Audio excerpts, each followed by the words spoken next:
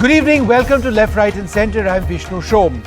We have two debates lined up for you this evening. Firstly, the RSS-linked weekly Panchjanya has hit out at the e-commerce major Amazon, terming it the East India Company 2.0.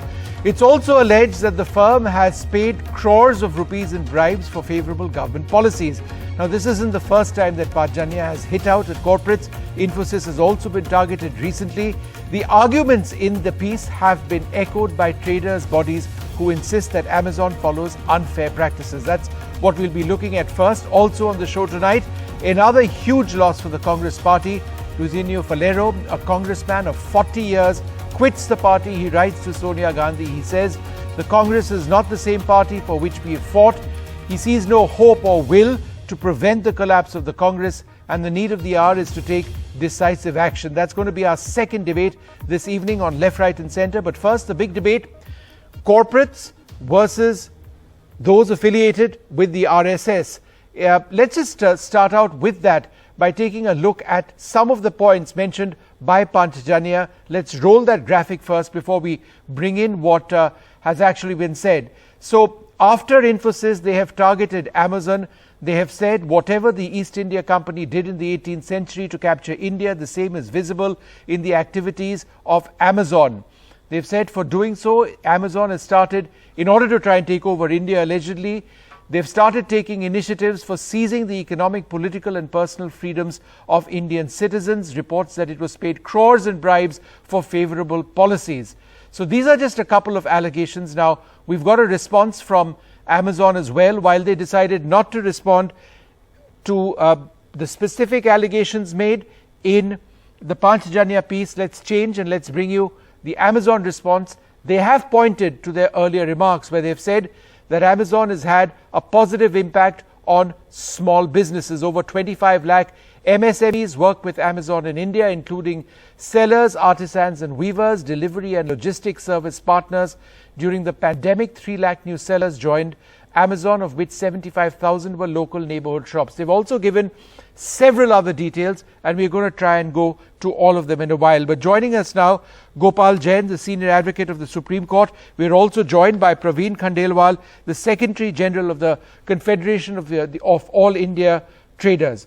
Let me go across to you first, Mr. Khandelwal. The point mentioned by Amazon is this, that in fact, they work with Indian industry, MSMEs. Over 25 lakh MSMEs work with Amazon in India, including sellers, artisans and weavers. Why are you so opposed to them?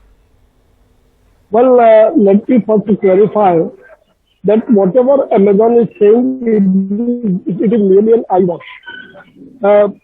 If really they have empowered the 25 lakh artisans or small retailers, then why 80% or 90% of their sales are routed through their affiliate entities like Cloudcell of Mr. Narayan Murthy, Appareo, so forth, so on. So this is a false narrative which Amazon is trying to build, and what we are arguing since last more than 2 years, and we have submitted various evidences to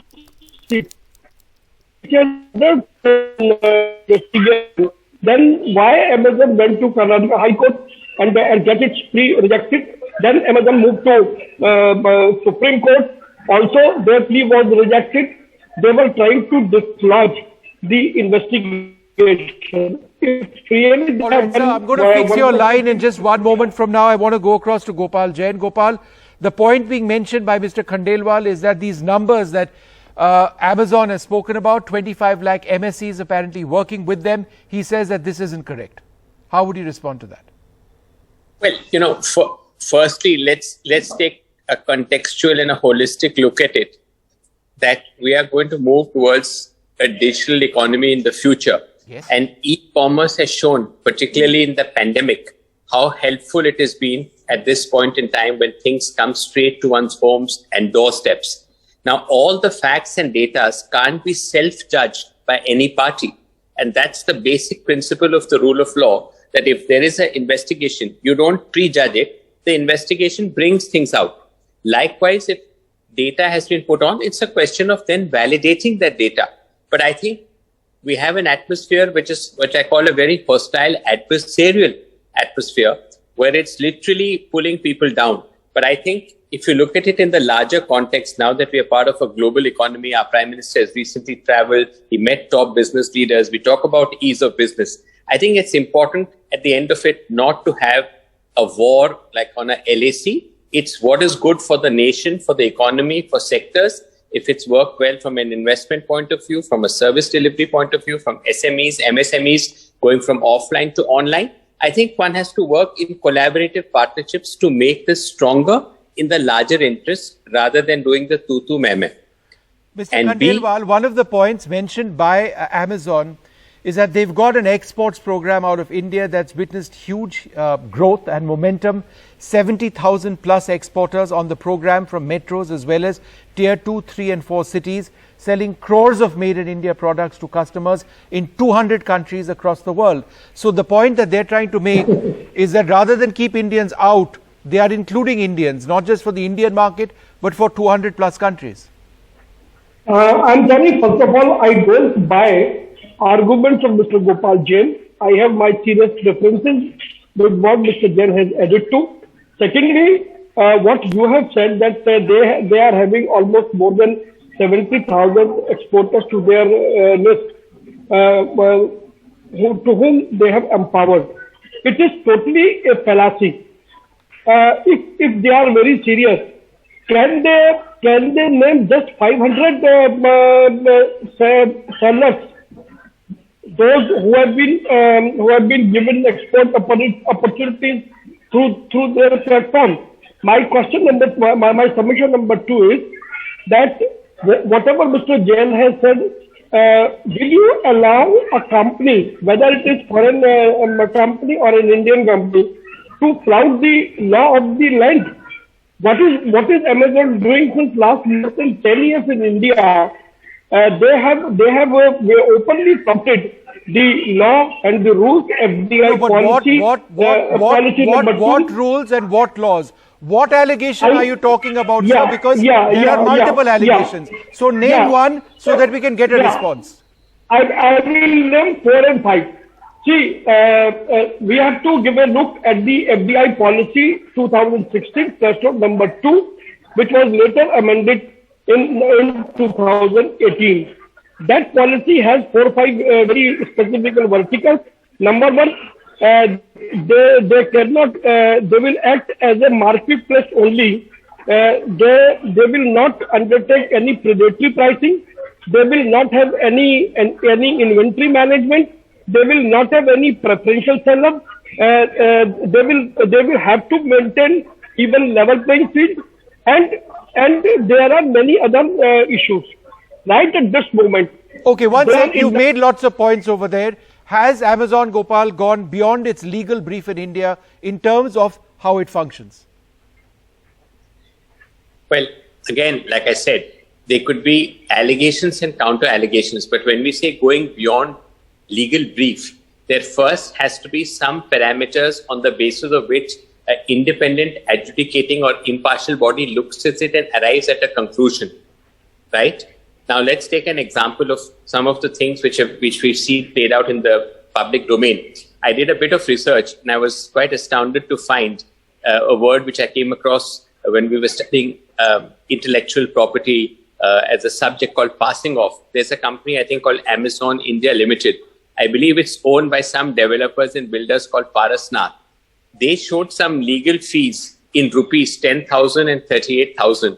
That unfortunately has been sort of converted into crores. So it's a company which is, I suppose, as I mentioned, from what I could see, owned by some developers and real estate people. It was in thousands of rupees, and the word CR gets supplanted. It becomes a big issue. So I think we shouldn't prejudge things.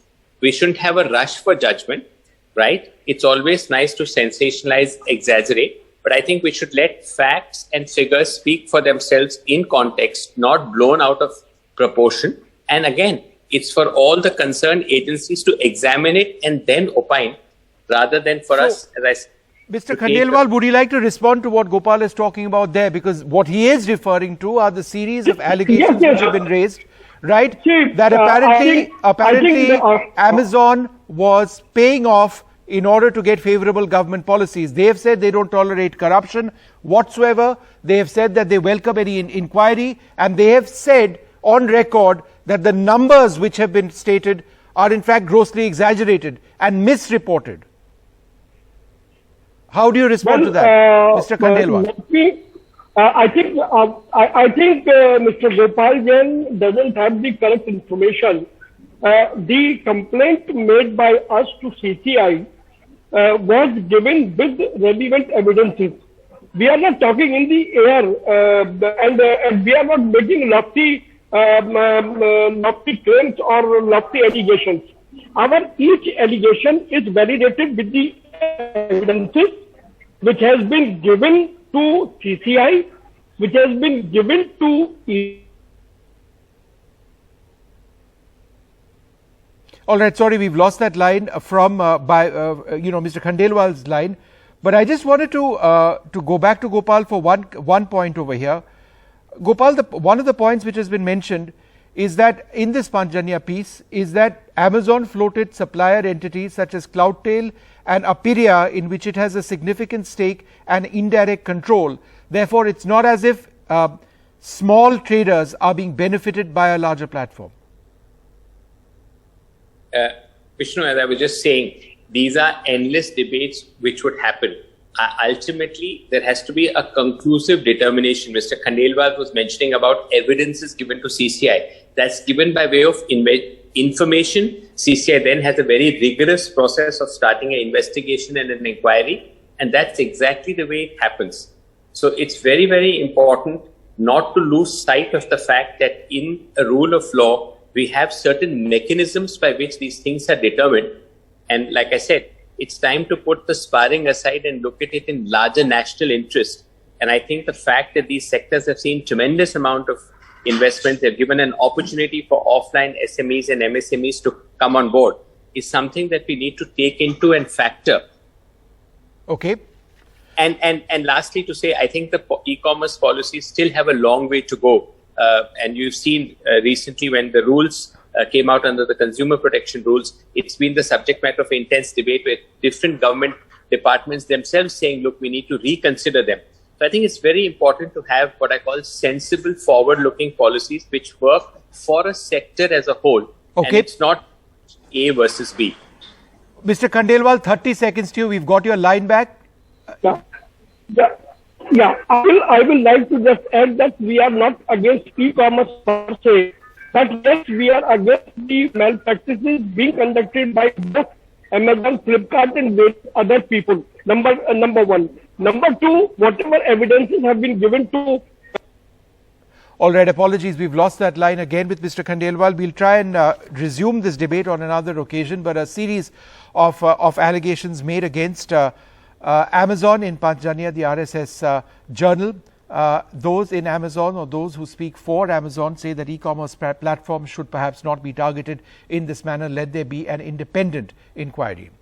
Moving on to our next subject, another huge loss for the Congress party. Luizinho Falero, a congressman of 40 years, has quit the party. He's written to Sonia Gandhi. He says the Congress is not the same party for which we fought. Goa needs a credible alternative. Our enemy is BJP. Our goal is to defeat these divisive forces. I'm going to fight. Another blow to the Congress, the exit of former Goa Chief Minister Luizinho Falero. The 70-year-old Congress veteran who resigned today as a Congress MLA gave strong indications he's heading for the TNC. Among all the 4 Congresses which I have just mentioned to you, it is Mamta who have given a tough fight to Narendra Modi and their juggernaut. Mamta formula has won. She has been able to stand. She is a street fighter. The latest setback deepens the Congress decline in Goa.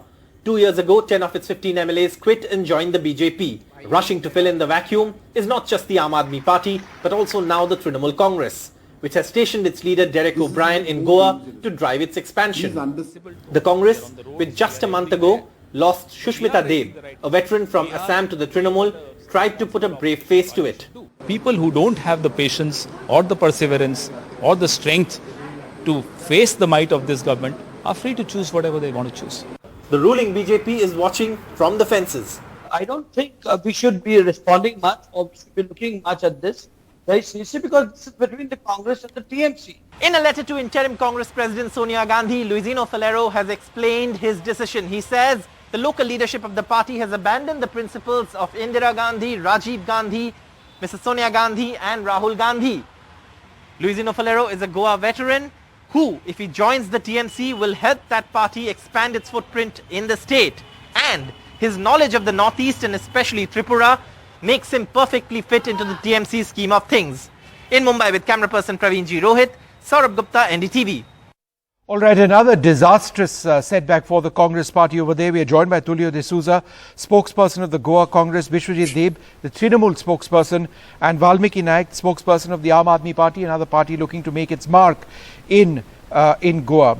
Tulio D'Souza, the letter written by Mr. Falero, perhaps one of the saddest, where he says this is not the same party and that he's had to quit this because it's essentially finished. How would you respond?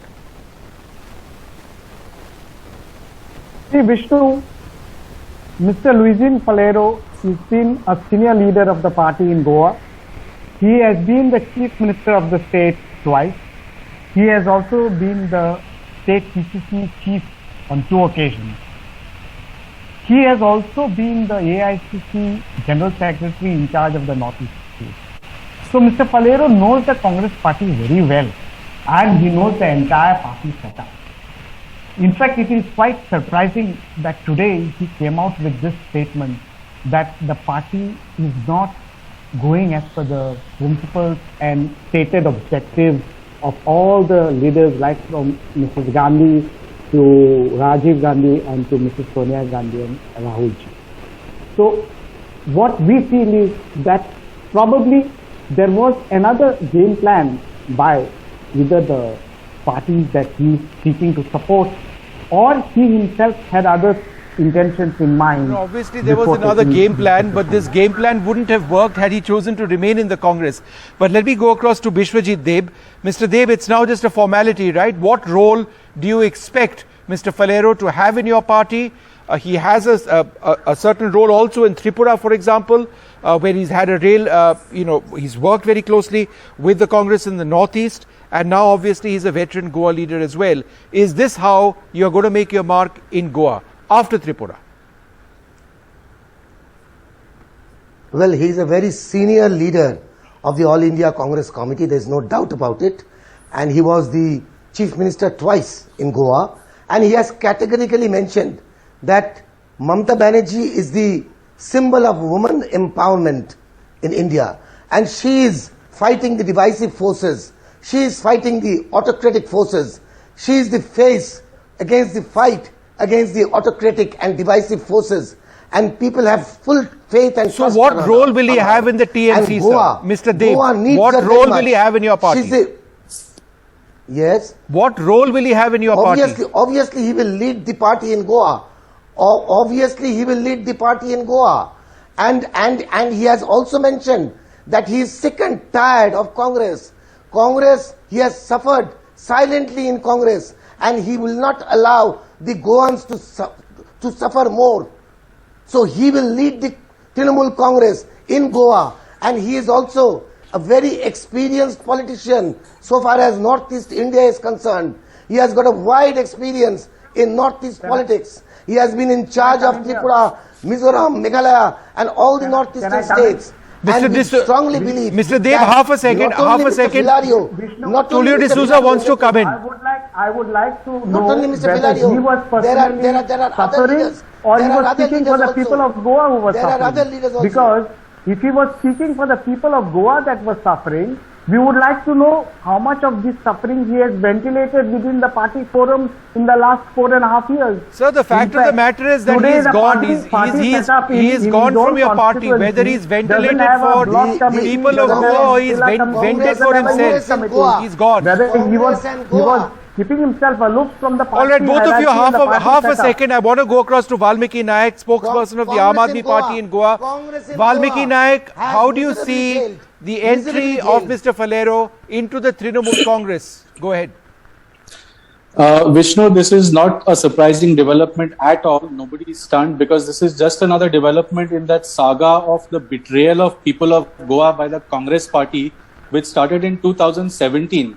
The people of Goa made Congress Party the single largest party in the general elections of 2017. But for some inexplicable reason, Congress was not able to form the government and Goans got a BJP government instead. The Congress Party basically sold the mandate that Goans had given to them to the BJP, and not only did it sell the mandate, it provided after sales service as well. If you remember, they sold one MLA to the BJP in 2017, two in 2018, and then at a wholesale rate, they sold 10 MLAs in one go to the BJP in 2019. No, but so this is just another Congress MLA. Trinamool Congress in Goa. I can tell you, if I come in at this. No, see, there is nothing to worry about because today Goans have a very clear and single alternative in the form of Aam Aadmi Party. They are regretting that they did not give AAP a chance in 2017. No, but Mr. D'Souza, this has been very problematic. Mr. Falero has today hit out at Digvijay Singh, saying that he handed the BJP the platter in 2017. But how does that help now? When this matter is 4.5 years old. So it clearly doesn't help. No, that's the point. You've lost him. And Mr. Falero himself was the PCC president in charge of electing a CLP leader and taking a claim to form the government. He failed in this mandate. But Mr. Luisino Falero is also not the most innocent person. All right, let me just. He has been involved in these type of politics since the 1990s, and if you remember, being the AICC General Secretary of the Northeast, a Congress president of a Northeast state accused Mr. Falero of trying to dislodge top leaders of the Congress in the Northeast and hobnobbing with BJP leaders. So we cannot completely absolve Mr. Luisino Falero as being upset with just the Congress. He has his own agenda to fulfill as well. Mr. Deb, go ahead. Last word to you. Yes.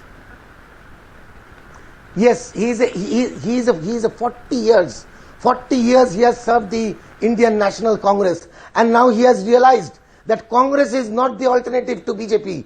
It is only the Trinamool Congress under the leadership of Mamata Banerjee who can really fight this autocratic BJP, this divisive politics of BJP, and that is why he has decided that Goans will be safe only under the leadership of Mamata Banerjee, and Goans seriously need Mamata Banerjee to lead Goa. And Mr. Filario, with his experience, will do the needful. We are sure about it. The electoral fray in the state to say that they are going to not only leave the party and win the elections, when the mood of the electorate in the state is that the Congress party should form the next government. And in the past, when Mr. Falero was the PCC president, the people of Goa does not believe Vishwajit Deb, are you talking to other Congress leaders as well?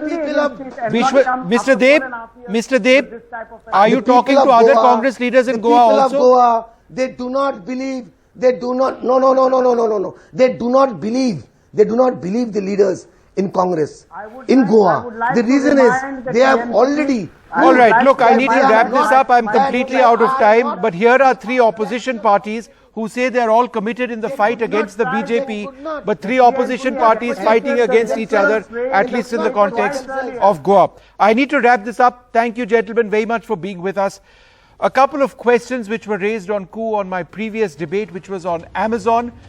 There is Nidhi who's written in saying, is Amazon somewhere really exploiting our economic freedom? Kiran Dahal writes in, why do people consider this company a threat to indigenous entrepreneurship, economic freedom and our culture? So a couple of questions on that first debate on a day in which Panchjanya has come out with a blurb about an article that they're going to come out in their new magazine. They are the RSS journal criticizing Amazon and its practices in India. Out of time, we'll take this short break. Stay tuned.